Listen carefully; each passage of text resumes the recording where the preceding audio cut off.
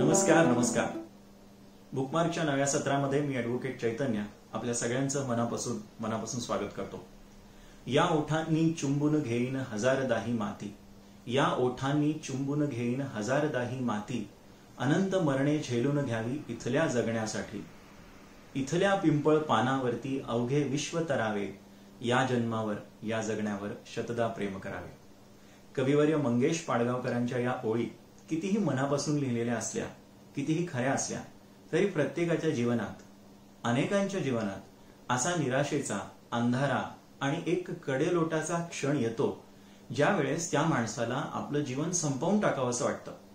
आपली जीवन यात्रा संपवण्यासाठी म्हणून मग काही लोक जीव देतात, काही लोक आत्महत्या करतात आणि काही लोक आत्महत्येचा प्रयत्न करतात.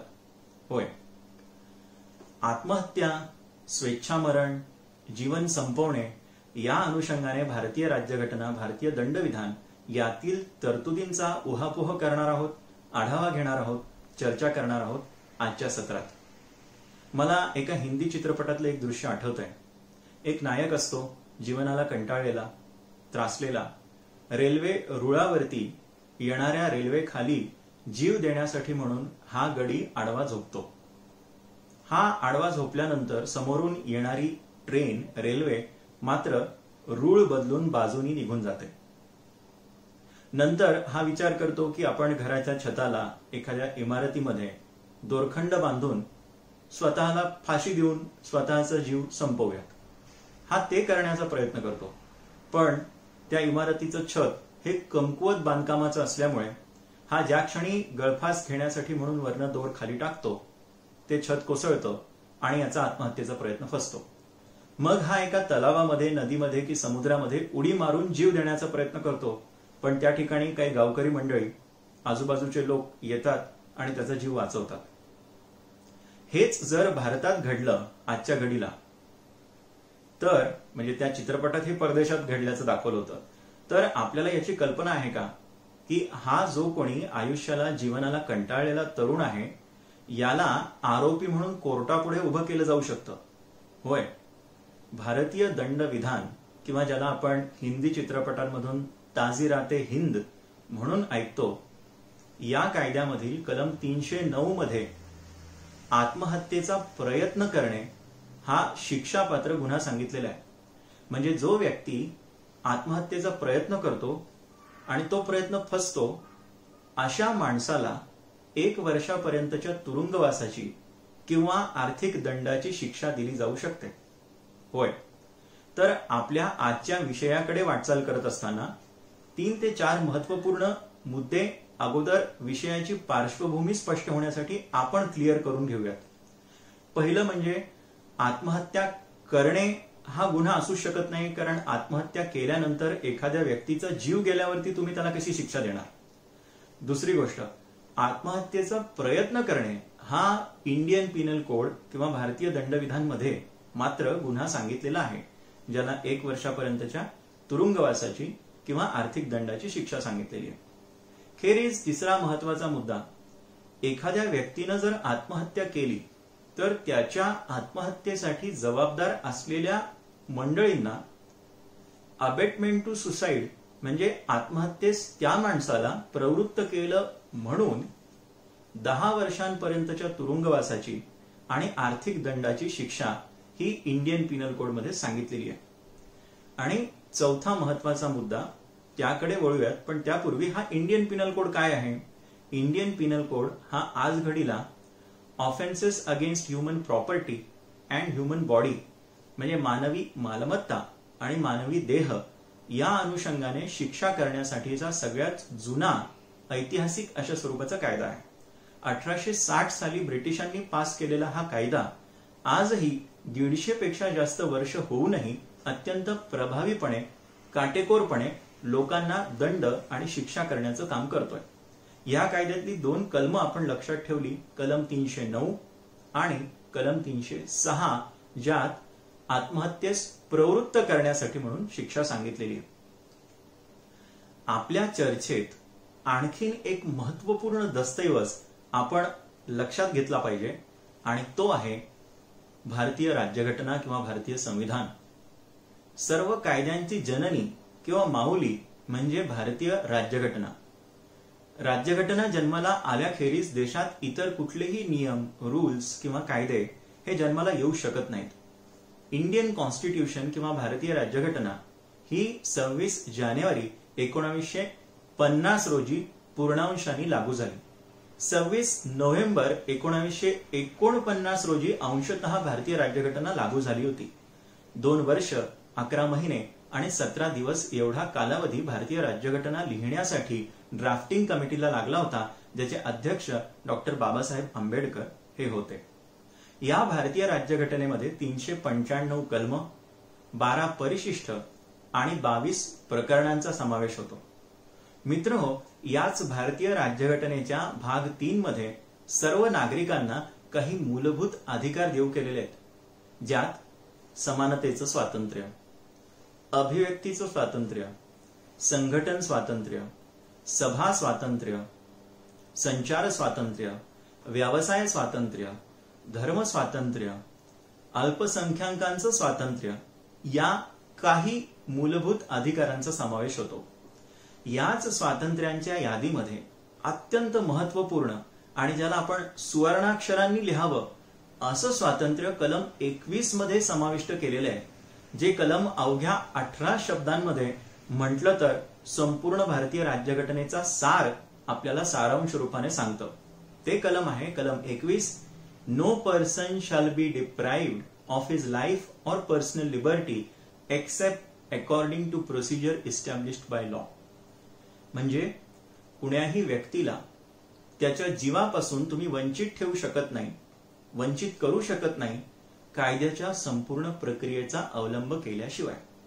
कलम 21 मध्ये प्रत्येक नागरिकाला जीवन जगण्याचं स्वातंत्र्य सांगितलेलं आहे. जर जीवन जगण्याचं स्वातंत्र्य आहे तर त्या स्वातंत्र्यामध्ये जीवन न जगण्याचं म्हणजेच जीवन संपवण्याचं पण स्वातंत्र्य समाविष्ट आहे काय, हाच विषय चर्चेला आला होता सर्वोच्च न्यायालयापुढे. पण हा चर्चेला येण्याचं कारण काय? येण्याचं कारण साधं आहे.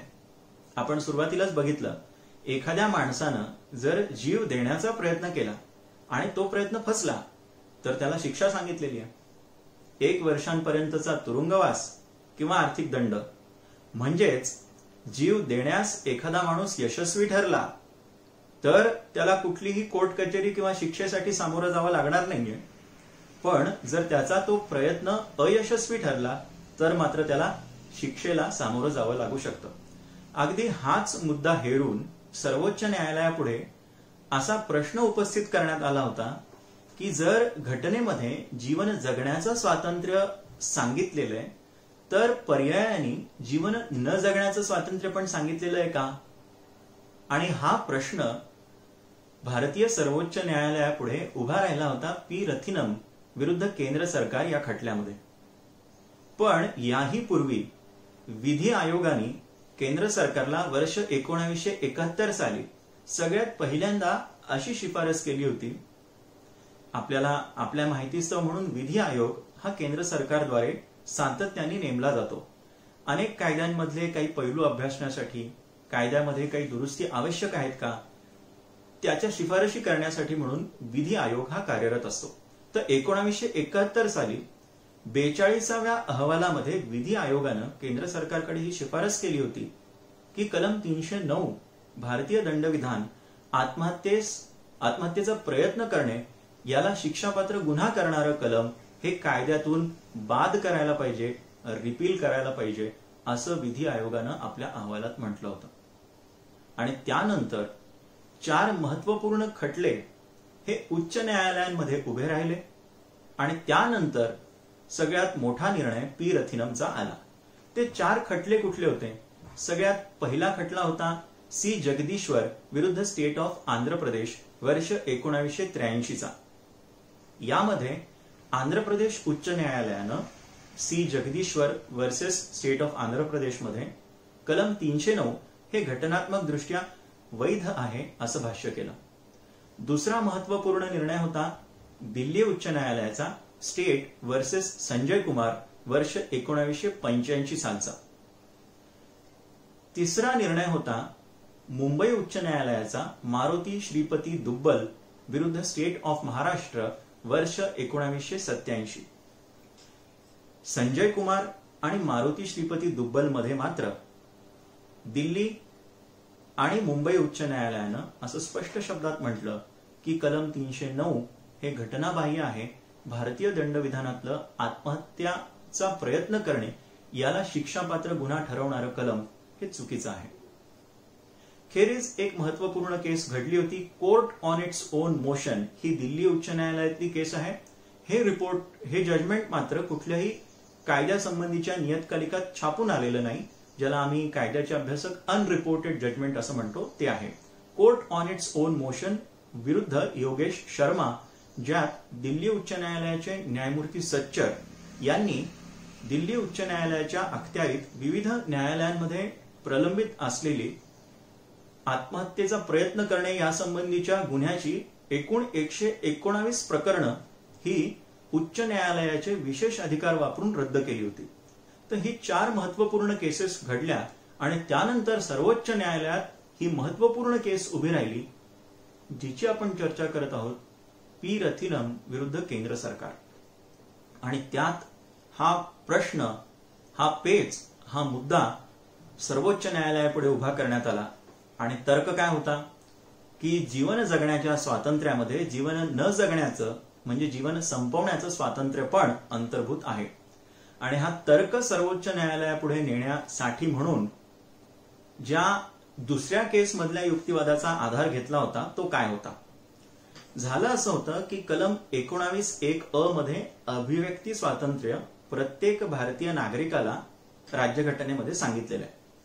सर्वोच्च न्यायालयानं बीजो इमॅन्युअल विरुद्ध स्टेट ऑफ केरळा या केसमध्ये असं भाष्य केलं होतं की अभिव्यक्तीच्या स्वातंत्र्यामध्ये अभिव्यक्त न होण्याचं स्वातंत्र्य पण अंतर्भूत आहे.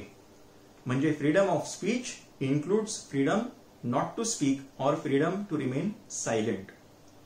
एका अन्य केसमध्ये संघटन स्वातंत्र्याच्या अनुषंगाने भारतीय सर्वोच्च न्यायालय असं म्हणालं होतं की freedom of association also includes freedom not to associate.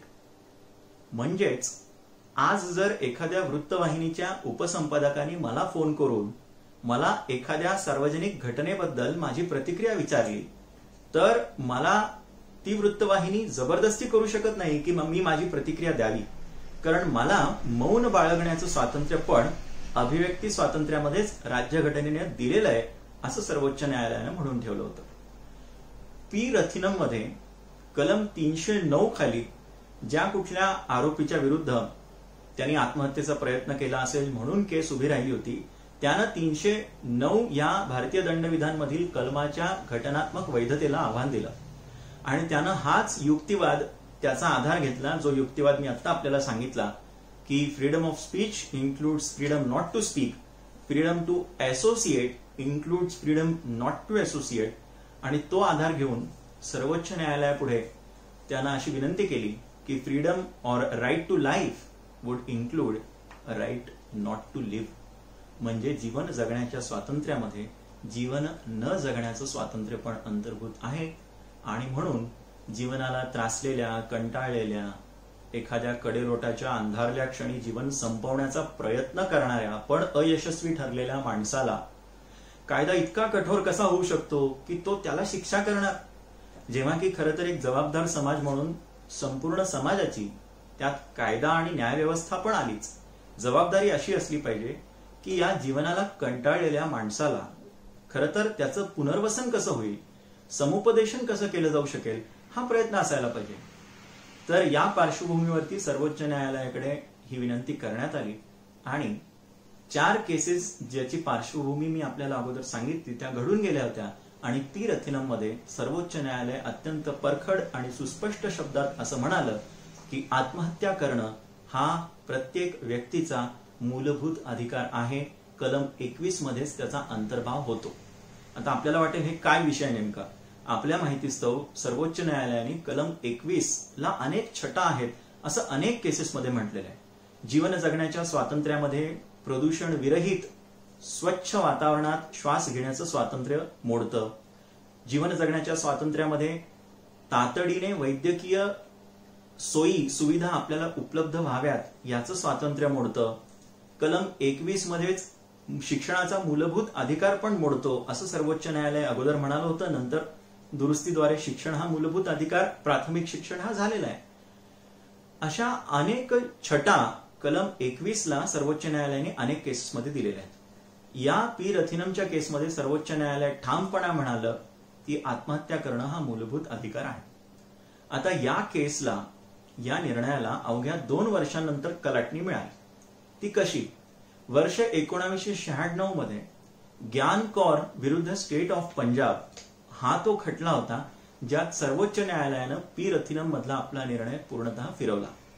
झालं असं की ग्यान कौर आणि ग्यान कौर सोबत आणखीन एका सह आरोपीला कुलवंत कौर ह्या स्त्रीनं आत्महत्या केली होती.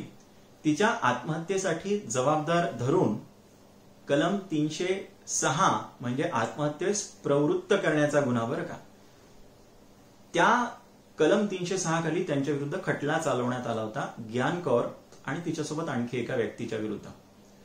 6 वर्षापर्यंतच्या तुरुंगवासाची शिक्षा त्यांना सत्र न्यायालयानं दिली होती. त्या शिक्षेच्या विरुद्ध अपील त्यांनी उच्च न्यायालयात केलं होतं. उच्च न्यायालयानं शिक्षा थोडीफार कमी केली आणि त्या शिक्षेच्या विरुद्ध सगळ्यात अंतिम अपील त्यांनी सर्वोच्च न्यायालयात दिल्ली येथे दाखल केलं होतं. त्या अपिलात गुणवत्तेवरती जो मुद्दा होता की शिक्षा चुकीची आहे, त्याखेरीज पुन्हा एकदा त्यांनी 309 सारखंच 306च्या घटनात्मक वैधतेला आव्हान दिलं आणि त्यांचा तर्क मोठा गमतीशीर, इंट्रिग्युइंग आणि थोडाफार खोडसाळपणाचाही वाटू शकतो. तो असा होता की जर आत्महत्या करणं हा मूलभूत अधिकार आहे आणि आत्महत्या करणारी व्यक्ती, यशस्वीरित्या करणारी व्यक्ती जर आपला मूलभूत अधिकार बजावते तर तिला आत्महत्येस प्रवृत्त करणारे लोक हे केवळ तिला आत्महत्येस सहकार्य करतायत, म्हणजेच तिच्या मूलभूत अधिकाराच्या अंमलबजावणीसाठी सपोर्ट करतायत, तर त्यांना तुम्ही शिक्षा कशी करणार? आणि म्हणून कलम 306 हे पण घटनात्मक दृष्ट्या चूक आहे, अवैध आहे, अशी ती विनंती सर्वोच्च न्यायालयात करण्यात आली. पण एवढाच मुद्दा नव्हता. त्यांनी आणखीन एक तर्क घेतला जो मात्र पटण्यासारखा वाटू शकतो आहे देखील. ते असं म्हणाले की जर तो तर्क इकडे आपण सपोर्ट म्हणून घेतला की अभिव्यक्ती स्वातंत्र्यात अभिव्यक्त न होण्याचं स्वातंत्र्य आहे, संघटन स्वातंत्र्यात संघटित न होण्याचं स्वातंत्र्य आहे, तर एक लक्षात घेतलं पाहिजे तो तर्क फोल ठरतो.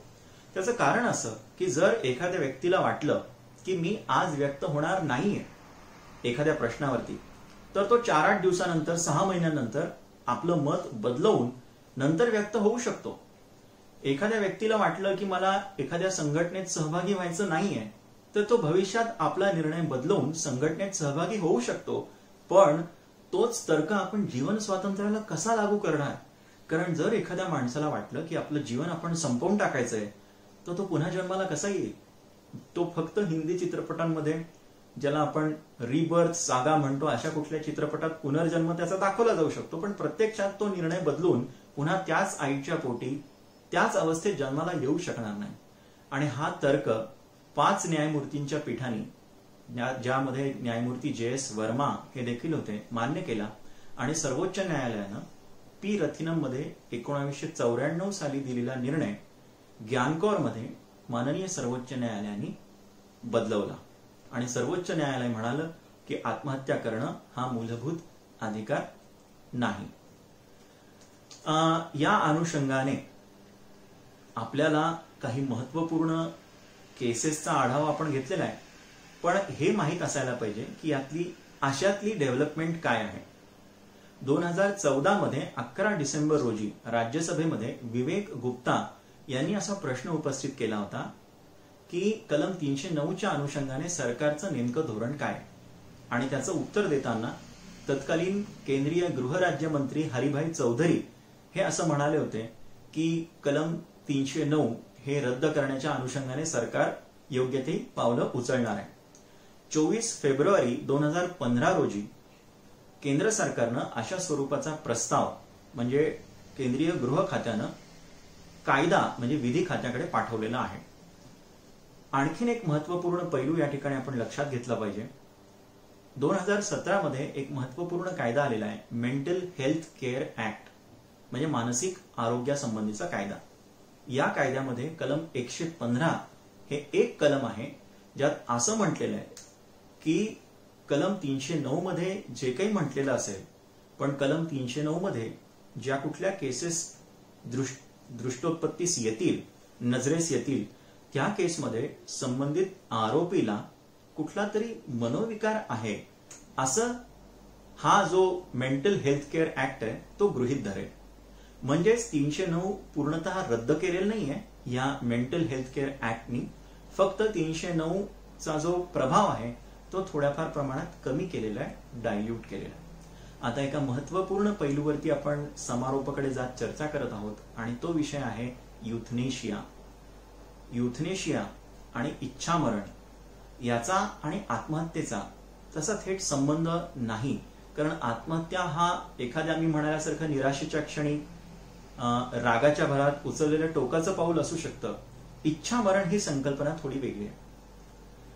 वर्ष 2011 मध्ये अरुणा रामचंद्र शानभाग विरुद्ध केंद्र सरकार या केसमध्ये सर्वोच्च न्यायालयापुढे सगळ्यात पहिल्यांदा पिंकी विराणी यांनी हा मुद्दा उपस्थित केला की अरुणा रामचंद्र शानभाग, ज्यांच्यावरती 27 नोव्हेंबर 1973 रोजी KEM हॉस्पिटलच्या एका वॉर्डबॉयने अत्याचार करून त्यांचा गळा एका लोखंडी साखळीनं आवळला आणि परिणाम म्हणून अरुणा रामचंद्र शानभाग, ज्या KEM हॉस्पिटलमध्ये परिचारिका किंवा नर्स म्हणून काम करत होत्या, त्या बेशुद्ध झाल्या. बेशुद्ध झाल्यानंतर सतत 37 वर्ष एका व्हेजिटेटिव्ह स्टेटमध्ये, केवळ ज्याला आपण हिंदीमध्ये जिंदा लाश असं म्हणतो, अशा स्वरूपाचं त्यांचं जगणं होतं. KEM हॉस्पिटलचा एक वॉर्ड त्यांच्यासाठी, एक रूम त्यांच्यासाठी राखीव होती, तिथे त्यांना भरती करण्यात आलं होतं आणि त्या हॉस्पिटलचा स्टाफच त्यांची काळजी घेत होता. पिंकी विराणी या ज्या पत्रकार होत्या, त्यांनी आपणहून सर्वोच्च न्यायालयात दाद मागितली आणि सर्वोच्च न्यायालयाला त्यांनी विनंती केली की केवळ एक श्वास घेणारा हाडांचा सापळा बनून एक स्त्री सतत 37 वर्ष बेशुद्ध अवस्थेत जगते आहे, श्वास घेते आहे, तिचं जीवन आता संपवा आणि तिला इच्छामरण द्या, अशी विनंती पिंकी विराणी यांनी सर्वोच्च न्यायालयाकडे केली. आणि सर्वोच्च न्यायालयाचे न्यायमूर्ती माननीय न्यायमूर्ती मार्कंडेय काटजू आणि ज्ञानसुधा मिश्रा यांच्या पुढे ही केस सुनावणीला आली. त्याच केसमध्ये इच्छामरण किंवा युथनेशिया या अनुषंगाने सर्वोच्च न्यायालयानं काही महत्वपूर्ण मार्गदर्शक सूचना दिल्या. अरुणा रामचंद्र शानभागची जी विनंती पिंकी विराणी घेऊन गेल्या होत्या इच्छामरणाची, कारण अरुणा शानभाग तर बोलू शकत नव्हत्या, त्या बेशुद्ध होत्या, ती विनंती मात्र सर्वोच्च न्यायालयानं अमान्य केली.